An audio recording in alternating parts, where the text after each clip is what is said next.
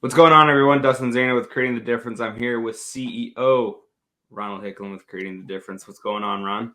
What's going on, Dustin? Man, this stuff is going crazy right now in the bowling industry, isn't it? It's been a crazy week, to say the least. With the PBA, now USBC taking action, and we'll kind of get into our thoughts about what USBC did as well as the PBA. Just touch on it a little bit. If you haven't seen that video, click the top right of the screen.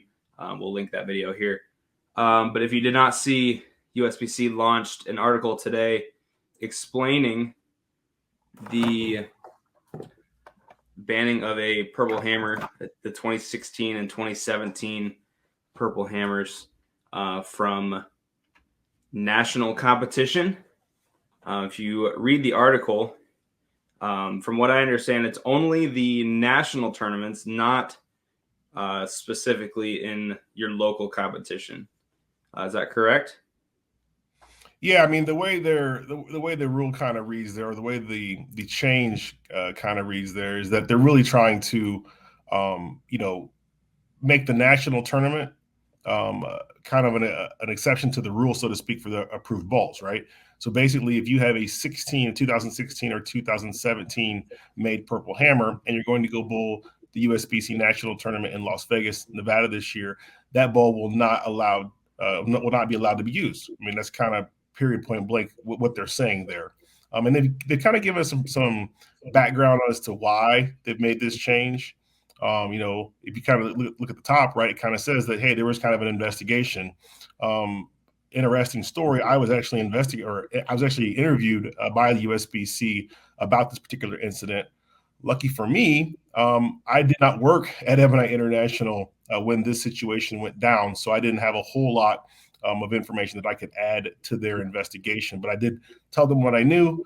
They were very thorough in the questions. They were very, just trying to get facts. They were just trying to collect as many facts as they possibly could from people. And obviously, from their data that they collected, this is kind of where they ended up with in terms of making a decision on what they could do. So right now, it affects just the national tournament, and it'll be kind of interesting to kind of see how this whole thing plays out long term for sure.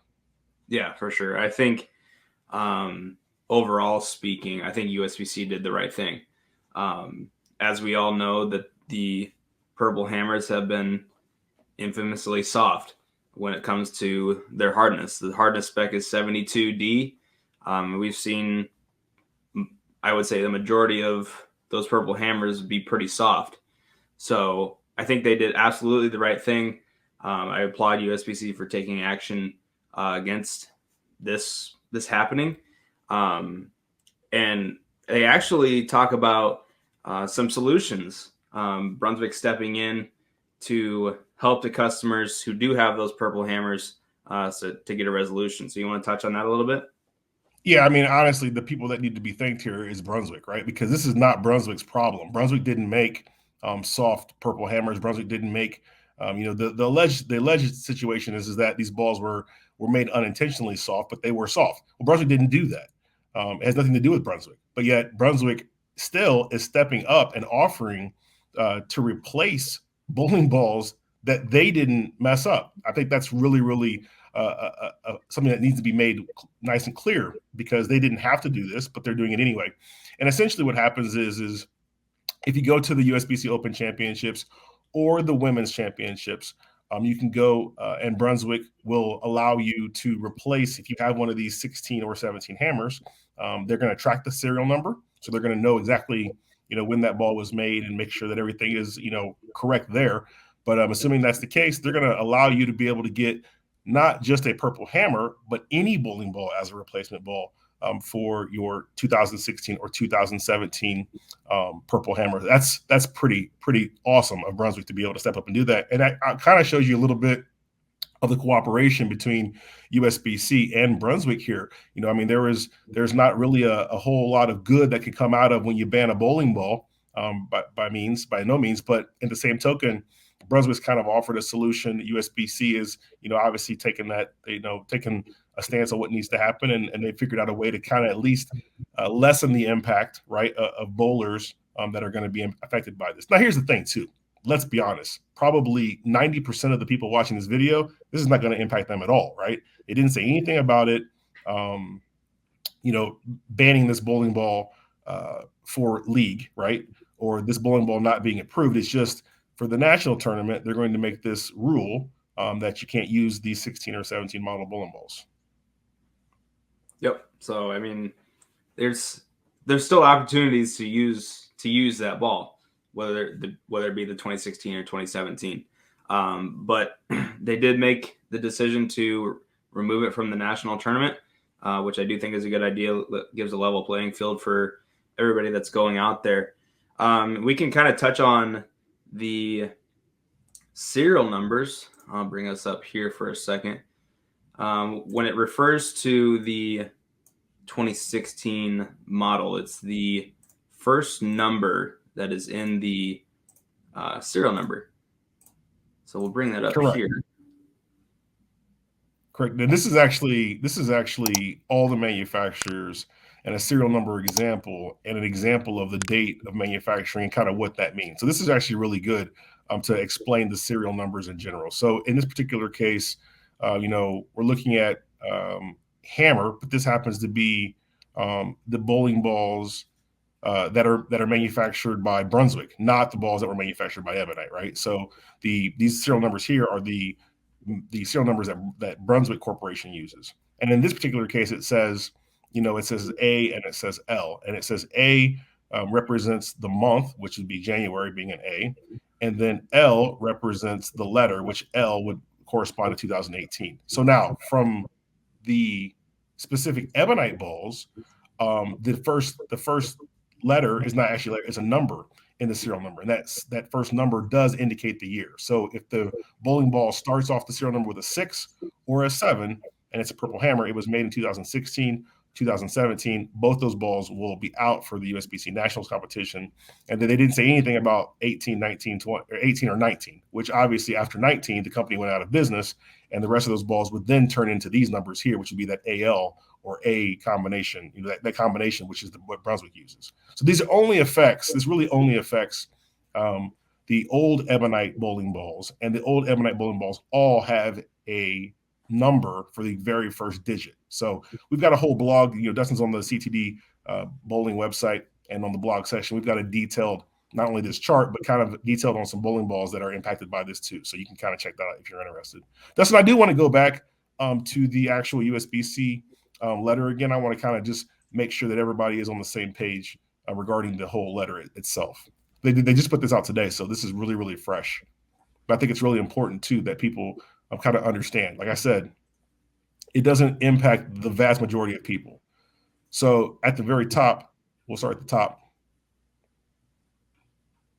And basically what they're saying, they're saying that USBC updates national tournament rules. So focus, national tournament rules. That means the USBC's national tournaments. All right. So as you scroll down a little bit from there, you can kind of begin to see where this kind of all rolls into it, right? Basically what they're saying here is that there was a claim made that some balls were made soft, right? And that these balls were made prior to Brunswick acquiring Ebonite, and Brunswick hasn't made any bowling balls that fall into this category, this weird, investigational category, right? And as a matter of fact, it says Brunswick fully cooperated with their investigation. And it said that, basically they asked a whole lot of people to kind of corroborate a story. They really couldn't get a real conclusive answer. So this was basically their opportunity to say, well, we need to do something. What are we able to do? And you scroll down and it says, this is the findings of USBC investigations are inconclusive. However, credible firsthand accounts describing the potential for an unknown number of purple hammer balls to be produced out of spec in 2016 and 2017 is concerning.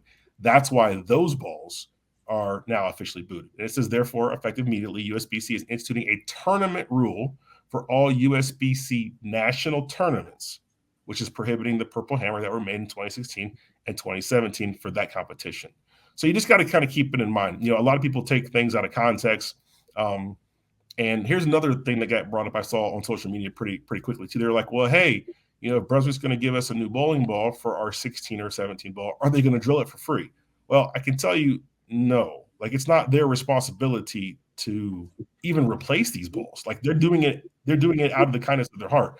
But the drilling, if you go to the Nationals booth, I actually did talk to one of the gentlemen that actually runs the Ebonite International, or the Hammer booth, and they're working on the pricing. I can tell you that the pricing that he told me was really, really fair. I don't want to quote that here, though, because he's still got to work that out with the manufacturer. But what he told me was very, very fair.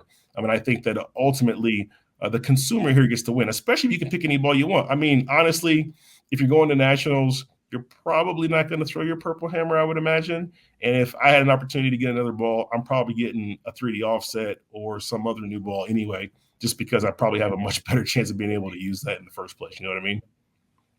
Yeah, for sure. Let's scroll down just a little bit more. I just want to make sure that we want everybody, because most people don't want to read. They won't want to read this, right?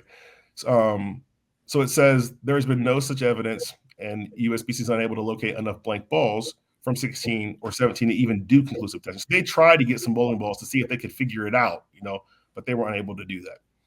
So it says, each USBC competition, whether tournament or league, has the option to adopt USBC's national tournament rule in the Purple Hammer, or any other rules as it relates to equipment restrictions. So that means that the league or tournament, they have the ability to implement this rule, but they don't have to, right? So if your league's like, we're not going to worry about, these Purple Hammers, that's fine. If your league's like, yeah, we're going to ban the ball too, they can follow these rules. It specifically says has the option to adopt the USBC national tournament rule. We'll scroll down a little bit more. That's it. And that's pretty much it. Okay, so that's kind of where we're at with this whole thing. I do agree with you, Dustin. I think what USBC is doing here is a method to try to help, remove potential illegal balls from the playing field. That's smart. I think Brunswick really deserves a round of applause here, because they are stepping up, in my opinion, way above and beyond. It wasn't their responsibility. It wasn't their fault. Yet they are still taking and supporting the industry by allowing people the opportunity to replace these balls. So, I mean, what that means is if you got a Purple Hammer that's a 16 or a 17, you can go, when you go bowl nationals, you can go and get that bowling ball swapped out for something else. And like I said, I'd probably get me a nice Brunswick Performance reactive ball and call it a day. Yeah, for sure. Just kind of want to touch on one more thing. With the Purple Hammers, it does say identified by serial numbers that start with a 6 or a 7.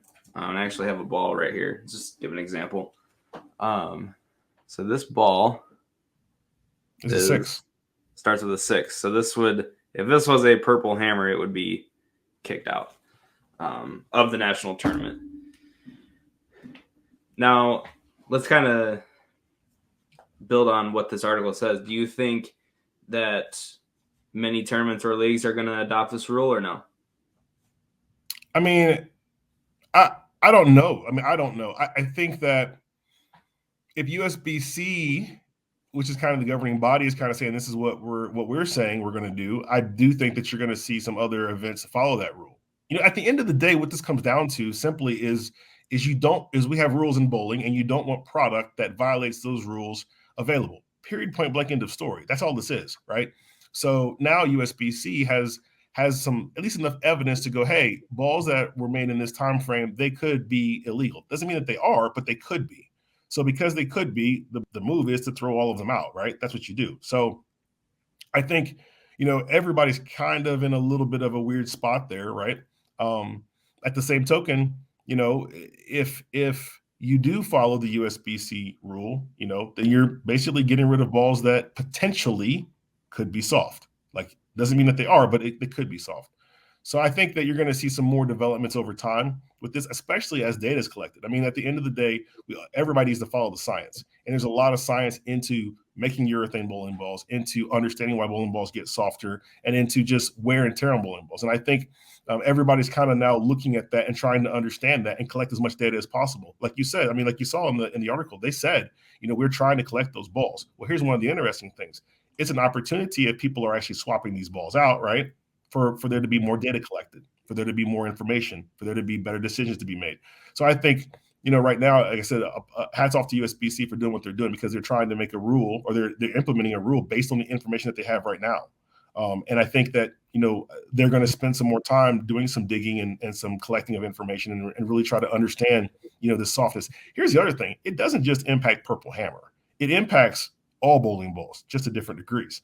So I think as more studies get done, we're going to do some studies ourselves. I personally am interested in understanding the correlation between performance and softness. So we're going to do some studies at the CTD Education Center, and we're going to publish that and just let people look at it too, because I think it's just helpful for everybody at the end of the day. But I do think that what Brunswick's doing is really cool. I think what USBC is doing is the right thing from an integrity standpoint. And I think ultimately everybody's trying to do the right thing to make bowling better. Yep. I think, as we mentioned before, I think this was the right move. Anything else you want to add? No, I mean, I just think, people need to keep it in context, right? I wouldn't go all crazy about the rule. I would really make sure that you've watched the video, shared the video, have your friends watch the video, share the video. So there's not a lot of misinformation, because misinformation tends to get out pretty quick, which is why we wanted to make this video very quickly, and try to help curb some of that as much as possible. Because at the end of the day, we're all here, we're all trying to bowl, all trying to have fun and get better. And we want to be able to do it while following all the rules. So this is a step in the right direction, and hopefully people will be able to understand that, adjust accordingly, and we can all go about going out there and striking. Yep, for sure. So, I mean, it's all about staying positive. I mean, it's just another rule to help everybody be on the same playing field. I saw a lot of negative comments on the USBC Facebook page about this article, but it's not going to impact a lot of competition. So just keep that in mind when you are out there writing comments. So again, this serial number page is available on ctdbowling.com under the blog section. You can, of course, find the article for USBC. We'll put that in the description as well. And also, feel free to sign up for our staff, free regional staff, on our website. Go to ctdbowling.com, click on regional staff, sign up, and you can sign up for free by just clicking on this image. Don't forget to like, share the video, subscribe to the channel for any of our future videos, educational videos on bowling. Over 1,000 videos on our page on YouTube. So we appreciate you watching. Have a great rest of your night. We'll talk to you all very soon.